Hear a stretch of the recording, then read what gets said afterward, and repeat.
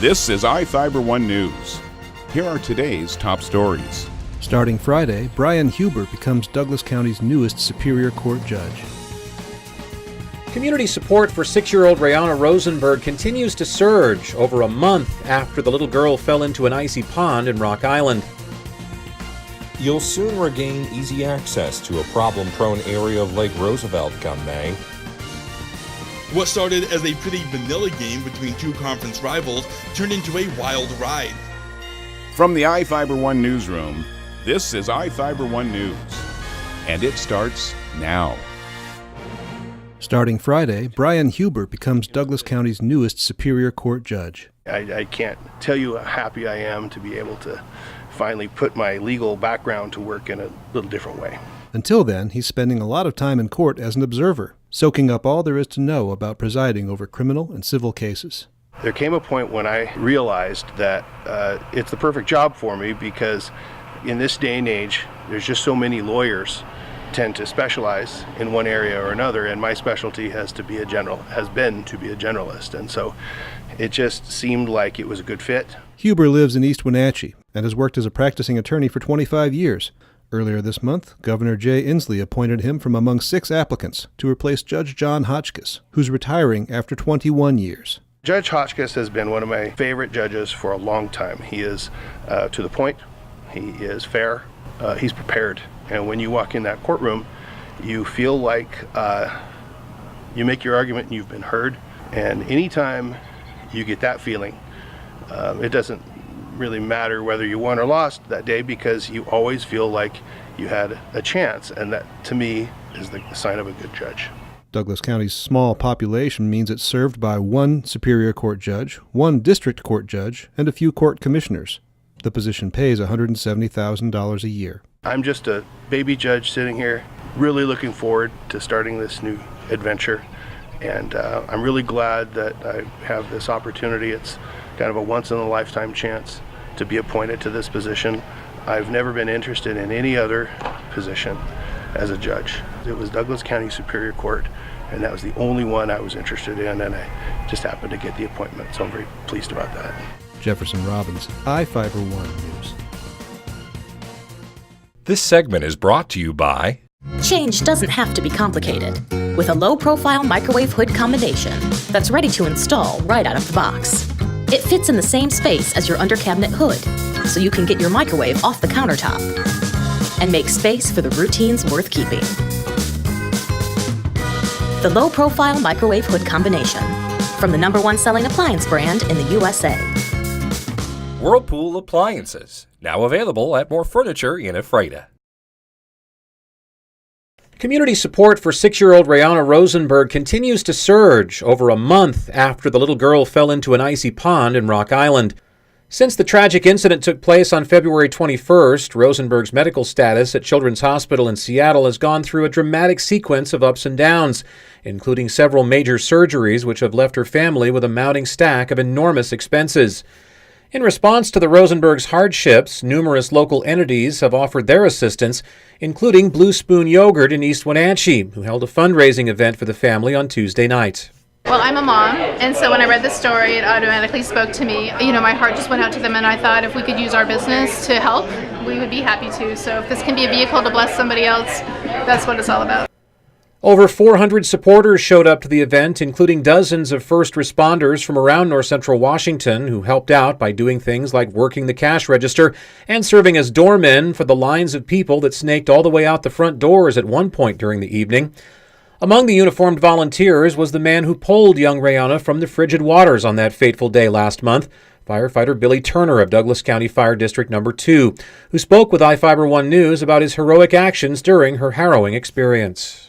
It was a very, proud moment for the whole, the district. Everybody involved was an impressive thing to see coming together, serving the community, and getting Rihanna out of the water. Dealing with it, I think, is what we're doing right now. Is we're coming together as a community, supporting Rihanna. I got a chance to visit her and her family after, and dealing it with this situation like that, with an actual connection and supporting this family it's just a positive way to deal with it. Ballard Ambulance EMT and co-owner Sean Ballard was also on scene the day Rihanna was rescued and has been closely following her progress since then by making frequent trips to Children's Hospital in Seattle and utilizing social media to garner support for the Rosenberg family. Ballard says there are several reasons why this case is so atypical and has kept him so personally involved in the weeks following his company's services on the day of the tragedy.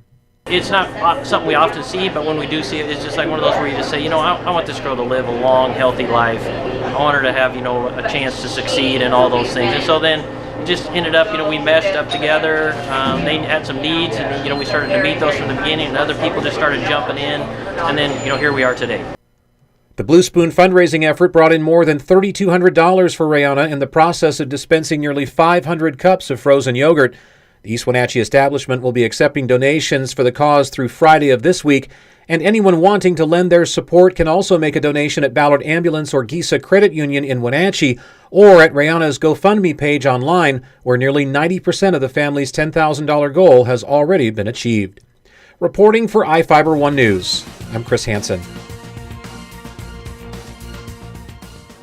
This segment is brought to you by... Are your taste buds bored? Well, then bring them to Jay's Teriyaki. Not only does Jay's have a variety of teriyaki dishes, they also offer mouth-watering salads and sides. Call Jay's 509-764-5155. Jay's Teriyaki, located at 123 East Broadway in Moses Lake, because it's all in the sauce. You'll soon regain easy access to a problem-prone area of Lake Roosevelt come May. Work to restore and fortify a parcel affected by landslides on Porcupine Bay is nearing completion. The portion of earth above and below Porcupine Bay Road experienced a second landslide on October 3rd of 2018 during construction to restore the area affected by a landslide that occurred on April 2nd of 2017. Lincoln County has secured $4.6 million in funding from the Federal Highway Administration, County Road Administration Board, and the National Park Service. The project builds a soldier pile retaining wall with permanent ground anchors. Lincoln County Public Works Director Rick Becker says the infrastructure will support the uphill side and downhill side. The affected section of Porcupine Bay Road is expected to be passable sometime shortly after the start of May. Becker says the cause of the first slide was excessive moisture caused by the raising and lowering of lake levels, but the reason for the second landslide is up for speculation. I'm Sean Goggins for iFIBER 1 News. What started as a pretty vanilla game between two conference rivals turned into a wild ride that's finish was as spectacular as anyone could imagine. The Royal Knights and Warden Cougars are both looking sharp in this early season and aim to keep the trajectory of their teams in the right direction with a win on Tuesday. Neither team scored in the first 3 innings before the Knights got on the board first, scoring 2 runs in the 4th inning. Warden responded with 2 runs of their own, but Royal came back and put up 2 more runs in the 5th. Warden scored in the 6th inning to bring it within 1 run, but the 7th inning is when things got interesting. Rodrigo Ozuno stole home on a wild pitch to tie the game up 4-4, and the Cougars looked in prime position to win the game in regulation with the bases loaded and no outs. That's when the Knights made an incredible triple play, capped off by picking off Caden Scone at home while he was attempting to run in the game-winning run. 4 extra innings ensued, with neither team taking advantage of getting on base. In the 11th inning, it was the Knights who finally broke the scoreless streak. Sawyer James knocked the ball deep to score Tyler Allred, giving Royal the lead. Later in the inning, Jenks scored himself, giving the Knights a 2-run lead in the top of the 11th. But Warden wasn't done yet. An error by the Knights allowed Holden Haworth to steal home and for Scone to advance to third. 2 pitches later, Wade Visker hit a triple, which scored Scone, tying the game. But another error by the Knights gave Visker the opportunity to run for home, scoring the game-winning run with an inside-the-park home run. A lot of adrenaline. But coaches told me to go, so I just gotta do what the coaches said. And honestly, I didn't know if I was gonna make it or not, but I was gonna give my full effort. The Cougars won 7-6 in 11 innings and advanced to 3-1 on the season, while the Knights fall to 2-2. The Cougars will next play on Friday when they host Connell in a doubleheader. The Knights will look to bounce back on the road when they travel to play Keona Benton in a doubleheader this Friday. I'm Adam Chikoski for iFIBER 1 Sports. This is iFIBER 1 News. For more information on these stories and other news, visit us online at iFiber1.com or check us out on Facebook.